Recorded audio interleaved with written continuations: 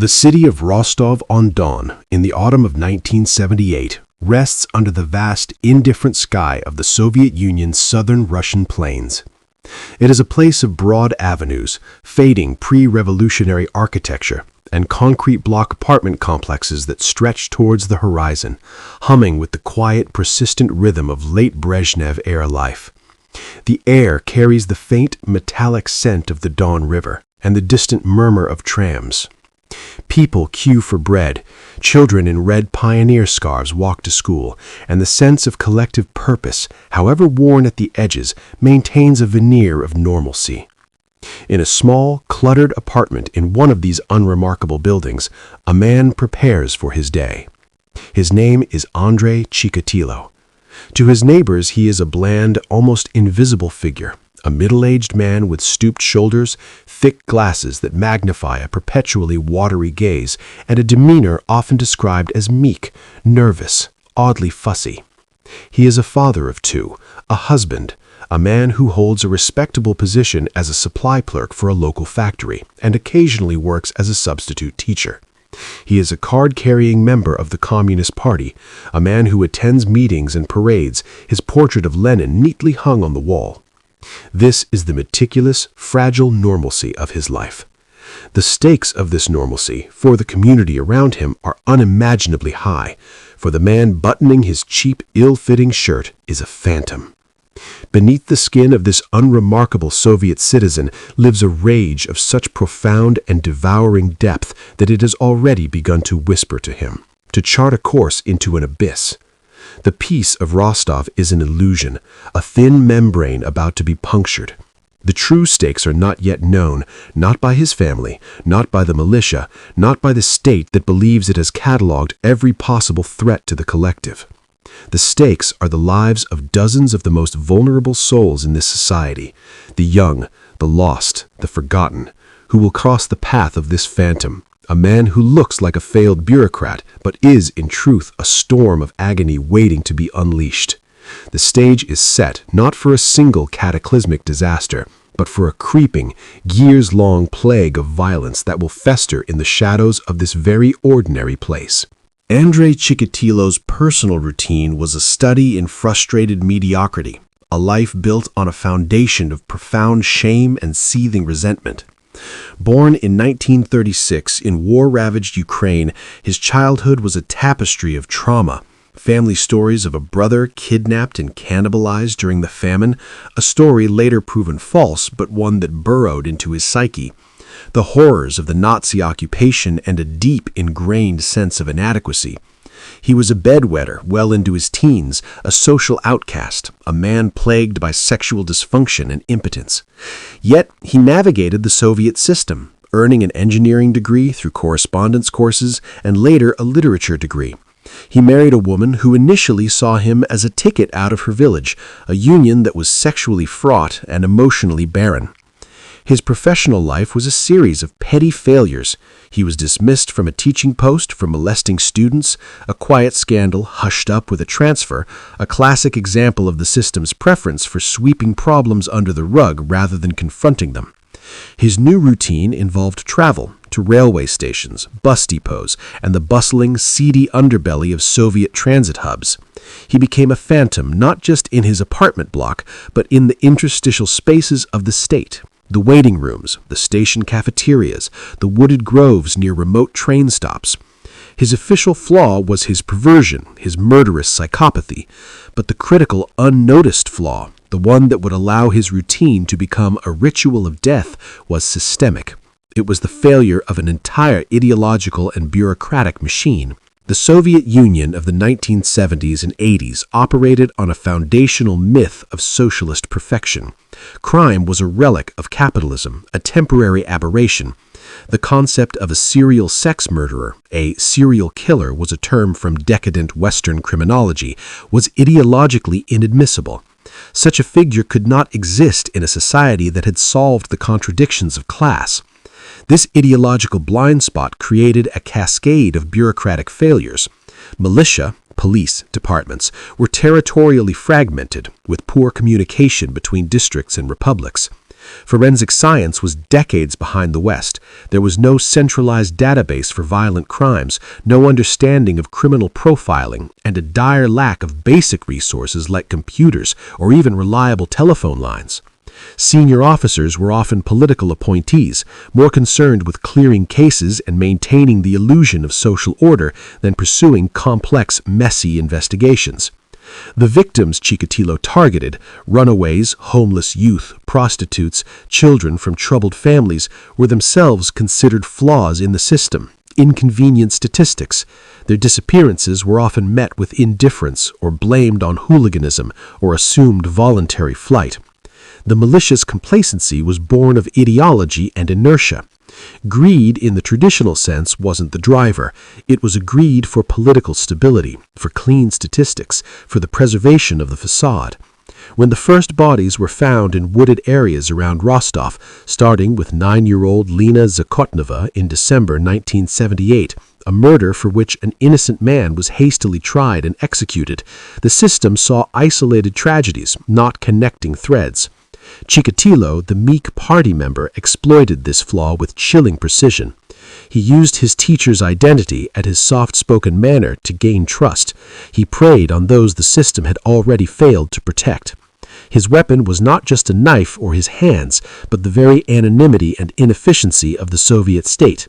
He operated in the blind spot between ideology and reality. His crimes a grotesque secret the machine was unequipped and unwilling to see. The routine of a traveling clerk and the routine of a negligent bureaucracy aligned to create a perfect hunting ground. To understand the impact, we must not look from the outside, but from within the moment of violation. It is a crisp September day in 1981 in a scrubby forest near Shakhty, a mining town. 13-year-old Larisa Tachenko, who had run away from a vocational school, accepts an offer of cigarettes and candy from a kindly, bespectacled man. He talks like an intellectual, seems gentle. He leads her off the path, deeper into the birch and pine. The normal sounds, distant traffic, birds, fade, replaced by the crunch of their own footsteps on dry leaves. Then, a shift. The man's breathing changes. The kindly facade evaporates, not with a shout, but with a terrifying, silent intensity. He grabs her. The impact is not an explosion, but an implosion of the world. For Larisa, sound distorts. Her own scream is muffled by a hand.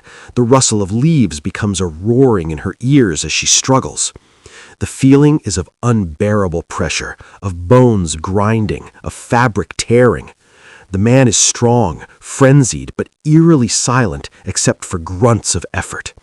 He uses a knife, but the primary weapon is his body, his hands, a brutal, close-quarters assault that is less about killing quickly than about unleashing a chaotic, all-consuming rage. The sensory details are horrifically intimate. The smell of damp earth and pine needles pressed into her face, the coppery taste of blood, the blinding white pain that fractures thought. For Chikatilo, this is the moment of catharsis. Years of humiliation, sexual frustration, and existential fury erupt in a storm of violence that is both psychotic and meticulously focused. He later described a red mist descending, a state of transcendent release where the victim ceased to be a person and became an object upon which he could enact his ultimate control. The physical chaos is contained, hidden by the trees, a private apocalypse. He doesn't just kill, he mutilates, he violates, he removes eyes, he carves away flesh. The act is a frenzy, but often followed by a strange, methodical calm, arranging the body, covering it with leaves, meticulously washing himself in a nearby stream. The immediate terror belongs solely to the victim, a universe of pain condensed into minutes. For the world outside the forest, the impact is delayed. It arrives days or weeks later, with the discovery, a hiker or a woodsman stumbling upon a scene of such grotesque, unnatural violence that it shatters the finder's psyche.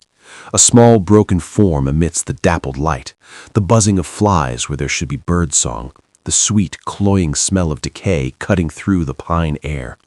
This is the secondary impact, the wave of dread that radiates through a community, the unanswerable questions, the slow dawning realization that a monster is not a fairy tale, but is here, moving among them. His violence a dark secret the earth reluctantly yields.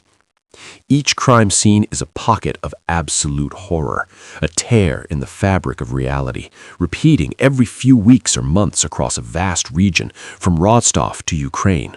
The impact is cumulative, a psychic poison seeping into the groundwater of an entire district as the phantom's rage becomes a geographical fact, a trail of blood and silence. The fight to survive took two parallel, desperate forms. The first was the immediate, hopeless struggle of the victims, a fight already lost in the isolation of the forest.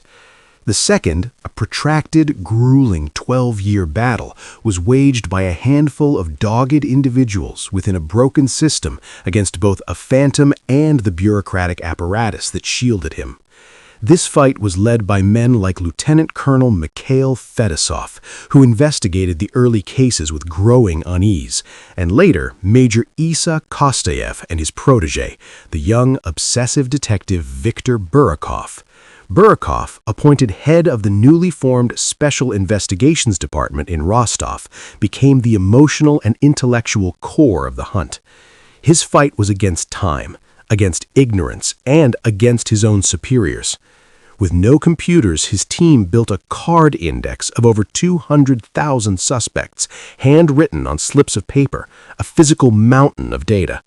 They staked out train stations, interviewed thousands, and faced a wall of political pressure.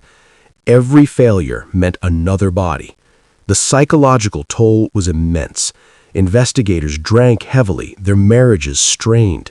They visited horrific crime scenes in all weather, the images burning into their minds. Burakov himself would be haunted by the face of every victim, feeling a personal responsibility for each new name added to the list. The fight was also scientific. In a groundbreaking move, Burakov enlisted the help of a psychiatrist, Dr. Alexander Bukhanovsky, to create a psychological profile, an almost heretical act in a system that dismissed psychoanalysis as bourgeois nonsense. Bukhanovsky's profile was eerily accurate. The killer was a middle-aged man with a stutter or speech defect, sexually dysfunctional, likely a public servant who traveled, someone who would appear completely normal. This profile was a lifeline, but the system fought it. Meanwhile, a crucial break came from a new emerging science: serology. Early Soviet forensic analysis had mistakenly identified Chikatilo's blood type as AB based on secretions found at crime scenes and had excluded anyone with a different type. But Chikatilo was a non-secretor, meaning his blood type wasn't present in his other bodily fluids. This scientific error had ruled him out early on. It wasn't until 1989, under intense pressure, that the militia reluctantly consulted a more advanced forensic lab in Moscow, which discovered the mistake. The non-secretor revelation blew the suspect pool wide open. The fight reached its climax in November 1990. A new proactive strategy was deployed. Plainclothes officers flooded transit hubs. One such officer, posing as a railway worker, noticed a nervous, shabby-looking man with glasses lingering near the bus station in Donetsk. The man was Andrei Chikatilo. He was arrested for petty hooliganism. A routine check found a suspicious bag containing a rope, a knife, and towels. He was released due to lack of evidence, but he was now in the light. The noose tightened. On November 20, 1990, detectives watched him approach a young woman at a bus stop. They moved in. The fight to survive for future victims ended not with a dramatic confrontation, but with a quiet, almost pathetic arrest. For Burakov and his team, it was the end of a marathon of frustration and horror. For a society, it was the end of a shadow that had grown long enough to darken an era. But the confrontation was just beginning. Chikatilo's capture opened a new, harrowing front, the fight for legal and moral reckoning in a Soviet Union that was itself in its death throes. The official inquiry following Chikatilo's arrest was as chaotic and unprecedented as the hunt itself. The Soviet Union was collapsing around the trial. The old rules no longer applied, but new ones were not yet forged. The investigation, led by Burakov and prosecutor Viktor Kravchenko, faced a monstrous task, building a forensic case against a man who had confessed to 56 murders over 12 years. The evidence was circumstantial but overwhelming. Personal belongings of victims found in his home and at his dacha, witness sightings placing him with victims, and finally, his own detailed, chilling confessions, given with a mixture of boastful pride and pseudo-intellectual justification. He spoke of being a mistake of nature, of his need to cleanse society of filth, and described his acts with a clinical, horrifying specificity. The forensic investigation had to re-examine every crime scene with the suspect known, painstakingly matching his testimonies to the physical evidence. It was a macabre puzzle of unimaginable scale. The state, eager to close this deeply embarrassing chapter, pushed for a swift trial. The trial, which began in April 1992 in a converted movie theater in Rostov, no courtroom was deemed large or secure enough, was a spectacle of surreal horror. Chikatilo, held in an iron cage, alternated between rambling philosophical monologues, furious outbursts at the judges and victims' families, and moments of whimpering insanity. The families in the audience, their grief raw and volcanic, screamed curses and threats. The legal process teetered on the brink of collapse, a raw nerve of a society confronting its darkest failure. The verdict was a foregone conclusion, guilty on 52 counts of murder. The sentence was death. On February 14, 1994, Andrei Chikatilo was executed by a single gunshot to the back of the head. But the verdict on the system that enabled him was still being written. The long-term changes wrought by the case were profound, both in Russia and in global criminology. Domestically, the Chikatilo case was the catalyst that destroyed the Soviet myth of the non-existent serial killer. It forced a radical, if painful, modernization of Russian law enforcement. Systemic overhaul. It led directly to the creation of the Russian equivalent of the FBI's Behavioral Analysis Unit. The Academy of the Ministry of Internal Affairs established a criminal profiling department, formally incorporating psychology into investigations. Centralized databases. The catastrophic failure of communication between regional militia offices spurred the development of a centralized, computerized database for violent crimes and missing persons, ending the era of isolated, paper-based investigations. Forensic reform. The serology error that nearly allowed Chikatilo to escape justice led to massive investment in forensic science infrastructure, including DNA testing capabilities, which became operational in Russia in the late 1990s. Procedural changes. Protocols for investigating missing persons, especially minors and marginalized individuals, were completely rewritten, demanding immediate, serious attention rather than dismissal. Global impact. Internationally, the case became a grim textbook example for profilers and criminologists. It underscored the critical importance of interagency cooperation, the danger of ideological blinders in law enforcement, and the specific vulnerabilities of transitional societies where social controls break down. It demonstrated with horrifying clarity how a single individual could exploit systemic weakness on a monumental scale. The survival hook here is not about a physical escape, but about a society's survival from its own failures. The reforms were a hard-won shield forged in the fires of national trauma, designed to ensure the bureaucratic and ideological flaws that fed the Butcher of Rostov could never again create such a fertile ground for hunting. The story of Andrei Chikatilo is not merely a catalog of atrocities committed by one man. It is a forensic examination of a fracture in a man's mind that widened into a chasm in the very machinery of the state meant to protect its citizens. It reveals how monsters are not born in vacuums, but in the intersections of personal trauma and public failing. The haunting final thought is this. The greatest danger may not always be the obvious evil, but the quiet, systemic complacency that allows the unthinkable to become routine, that mistakes a phantom for a pedestrian. The lesson of Rostov is etched in the lives of 52 victims, that the price of ideological certainty is often paid in blood, and that true safety requires the courage to stare into the darkness both within the human soul and within the institutions we build. It is a warning about the shadows cast by crumbling empires and the phantoms that walk in their twilight. This forces us to look at other moments where reality itself seemed to fracture under an inexplicable force. What happens when the impact comes not from within society, but from the cold depths of space? Next time, we investigate a disaster written in the rings of ancient trees and the memories of reindeer herders, the Tunguska event. Was it a meteor, a conspiracy from the mind of Nikola Tesla, or something else entirely? The answer lies in a Siberian forest, flattened in an instant by a force still not fully understood.